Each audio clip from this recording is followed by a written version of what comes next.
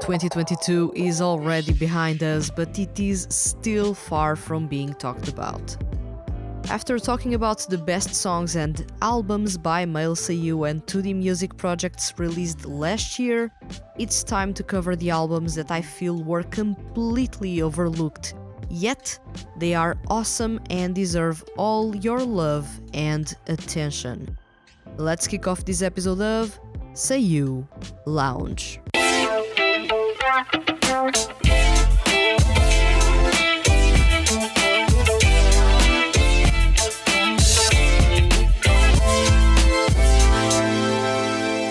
Welcome to SEIYUU Lounge. I am your host Vanessa, and today's topic is 7 albums that went under the radar in 2022. As much as I love to talk about the most impressive and buzzworthy CDs released, I also love to talk about the hidden gems that very few people paid attention to in 2022. And there were plenty of awesome singles that ended up not performing well on the charts. Some albums that didn't even get to enter Oricon's top 50. Others struggled for visibility since the start, but the quality was there. These are the 7 albums and singles that went under the radar in 2022. EROSION with OneThing. I've said it before, EROSION knows how to put on a show and rock the stage like no other 2D rock band. Their sound is disruptive, violent, aggressive, and insanely emotional. There is a rawness in the vocals. The instrumentals easily convey the words that are unsaid, the feelings that they can't express. And in OneThing, fans got one of the most emotional entries in the band's repertoire, and, in my opinion, one of the best singles of 2022. EROSION rose yet again the bar while taking the listener to the depths of their emotions, showing all the ugly, the bad, and their fragilities, but also the will to fight, the love, and the passion underneath their tortured souls in the intense rock tunes OneThing and Determination. From group to solo performances, EROSION made sure to leave you in awe and slightly emotional. How EROSION hasn't turned into a more popular band is something that I can't understand. The vocals are top tier, and the rock sound is incisive and consistently aggressive. The performances are jaw-dropping and the emotions are always reeling. As 2022 wrapped up, EROSION's OneThing stands tall as one of the best singles released, but also one that could have had a better fan reception given its sheer quality.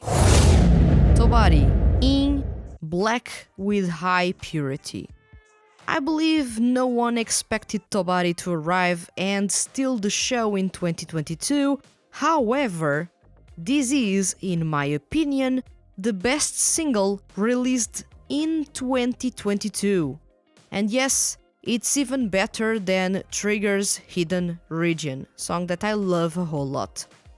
TOBARI arrived and stole the show out of nowhere, and I love this a whole lot. The talented group, part of the Tsuki Pro franchise, resumed activities as a duo after 2 years of working as Pionex. Tetsuya Sumiya and Yoshiki Nakajima took the duo's intense rock sound and brought in Takeshi Hama and Zach B, 2 of the best composers currently active with 2D music projects. If this group was already good prior to Takeshi Hama and Zach B's addition, imagine how TOBARI ended up sounding with both of them working with them. Takeshi Hama added layers and layers of darkness and violence to Kuroi Hashiba's solo track Setsunateki Blessed, and Zach B made sure the vocals were extra unbelievable and technical in the dreamy B-side track Gecko. What fans get in this CD, easily the best entry by any group in the Tsukipro franchise as a whole, is a set of outstandingly technical performances with refreshing and, at times, mind-blowing instrumentals to go along. There is no way I can explain in words just how unbelievably good this single is. If you haven't checked it in Black with High Purity, well, I thoroughly welcome you to do so and prepare yourself to fall deeper and deeper into pure darkness and then be taken by the hand to one of the most beautiful soundscapes you will find in 2D music. Loulou with Pensée. Really early in 2022, Loulou arrived with one of the most brilliant CDs ever released by a 2D group. Pensée is a marvel both on the vocal and composition ends. Its refined grand entrance takes you through a beautiful, initially empty soundscape and slowly opens the curtains for the tale that is about to unfold. If there is something I love about Loulou is that this is a 2D group with music that will make you think, that follows and sticks to a really cohesive story and makes you anticipate each composition and performance. This CD is the most complex in terms of composition and most certainly one of the most technical on the vocal end by Loulou. Toshiyuki Toyonaga, Shunsuke Takeuchi and Daiki Yamashita were put to the test, showcasing their vocal prowess individually as well as a group and delivering a set of spine-chilling performances. Once again, Loulou takes the listener through a fantasy-filled world, lets you sit down, take in the soundscape and slowly submerge you in deep, pitch-black music with outstanding emotional vocals on top.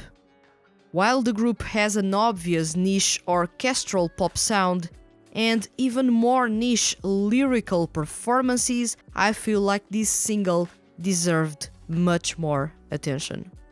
The technicality is unreal in this one.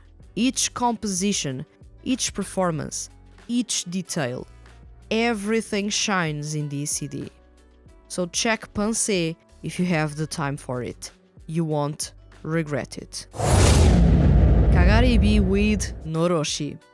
I like my rock music to be quite heavy and there is no other band in the Dear Vocalist franchise that manages to scratch that itch as KAGARIBI does. This year, the rock band fronted by Judah, voiced by Soma Saito, released Noroshi, a full-throttle, heavy rock single that arrived with a bang and left a trail of destruction behind. Noroshi has a perfect balance between the band's heavy rock sound and the clash of personalities within the band, versus a softer sound and an open showcase of love and care for the story's protagonist, basically you, the listener, in the drama CD parts. The title track is as heavy as you could get, which is a sound many fans were missing from the previous releases, which were more emotional and acoustic driven. The dirty delivery, the hard-hitting drums, and raw, intense vocals by Soma Saito put the cherry on top of this song, the heaviest in the Unlimited CD series. On the other hand, Meant to Be is an open declaration of love. While Judah was quite subtle about those in the previous releases, even in the Raving Beats CD, nothing has come close to this. As such, the tone is soft and dreamy, warm and careful, as the lyrics trace back memories and talk about hopes for the future. The vocals are equally warm and a bit lower, still not the usual low vocals that Judah has, sounding even closer to the listener. The intimate tone in this song is noticeable from a mile, and as you go deeper and deeper into this song, Judah envelops you in all the love and passion he has. KAGARIBI's Noroshi is a perfect entry in the unlimited CD series, one that goes straight for your heartstrings, makes a mess of them, and then treasures them. And I wouldn't have it any other way. Gakuto Kajiwara with Road Movie. If there is a talent that has been impressing me a whole lot in the last couple of years, is Gakuto Kajiwara. From his unique singing tone to his loungy semi-acoustic music, he has been checking all the right boxes for me. Gakuto Kajiwara is maturing at an insanely fast rate, showing the maturity, control, and consistency of a veteran in Road Movie. This single went on to be on repeat for me for quite a while after I reviewed it. The vibes are good, the music has a comfortable tempo, and the soundscapes are cozy and welcoming. Listening to the songs in Road Movie feels good. Each feels like a warm hug after a hard day's work. Road Movie ends up being a trip down memory lane, exploring nostalgia, love, and care through a set of semi-acoustic songs with tasteful funk and city pop influences. On top of those are Gakuto Kajiwara's smooth and always steady vocals. His clarity and consistency across tracks continues to impress me, and by the end of it all, there's no way I won't be wanting more and more from his performances. This is a movie that I do not want to end, and honestly, I do not know why this single wasn't more talked about. Sir Vanity with Ray. You can say that Sir Vanity is still taking its first steps in the music industry because that is still what it feels like for the rock band fronted by Yoshiki Nakajima and Yuichiro Umehara. However, the band has been impressing with their work so far, presenting fans with plenty of interesting performances well worth your attention. And in Ray, the band's first full-length album, listeners get to check the band's music released up until now with a couple of new tracks in the mix. From solo tracks by Nakajima and Umehara to full-on band tunes such as the title track Ray or the aggressive, fast-paced rock tunes Will and Hero, the band offers a refined pop-rock sound that puts a massive smile on my face. With double vocals and double guitars, listeners can expect Sir Vanity's songs to be impactful, but with different yet complementary charms. Yoshiki Nakajima and Yuichiro Umehara do have awesome chemistry, and when it comes to sharing vocal duties, they more than cover for each other's weaknesses, ending up delivering performances that may make your jaw drop in awe. While far from being a perfect album, Sir Vanity made sure to arrive with a bang with Ray, setting the stage for something bigger in 2023. If you're into good voices performing exciting music, Sir Vanity's Ray is undoubtedly a must-listen. Makoto Furukawa with Ibara Rinbukyoku.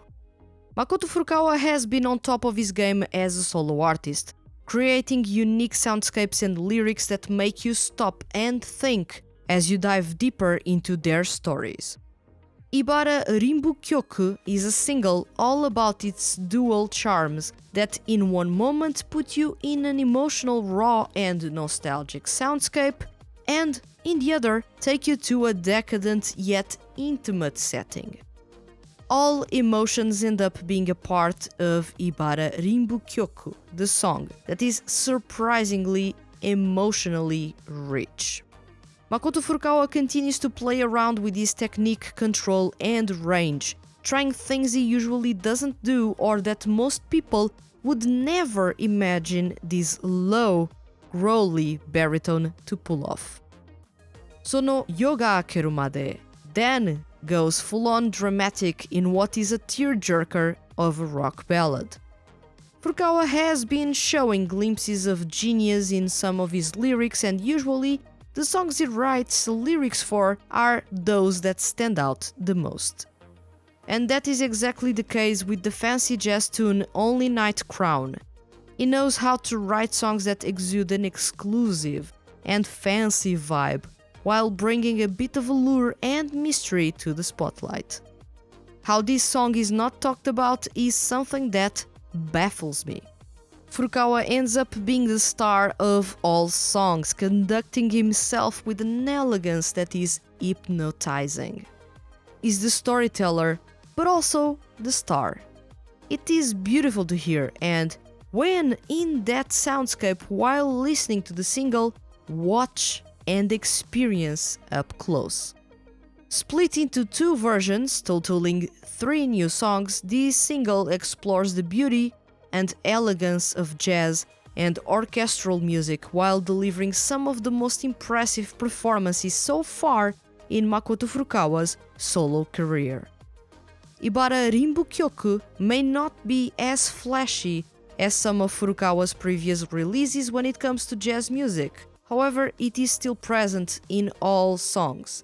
But its somber intimacy is a setting that will make you come back for more and more.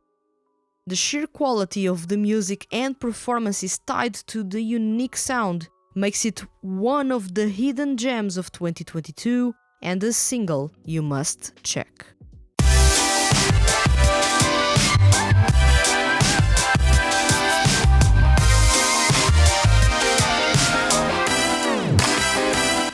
"2022 was overflowing with great music. Everywhere I looked, there was another single or album that featured outstanding performances or had music that blew my mind.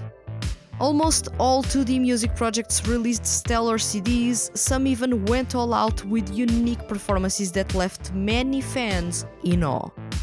From insanely technical performances to laid-back ones, from pitch-black songs to aggressive rock anthems, emotional ballads and passionate tunes.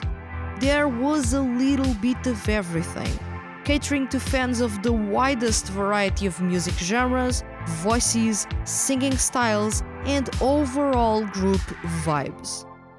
These are just some of the various CDs I loved in 2022 that, unfortunately, due to how the projects they are from are not that popular, they never got to be in the spotlight as they deserved. And the solo artists featured in this episode fully deserve more love. I hope this episode has made you curious about checking some of these CDs out. Now tell me, which were the albums or singles released by male SEIYUU or 2D groups do you feel are underrated and why?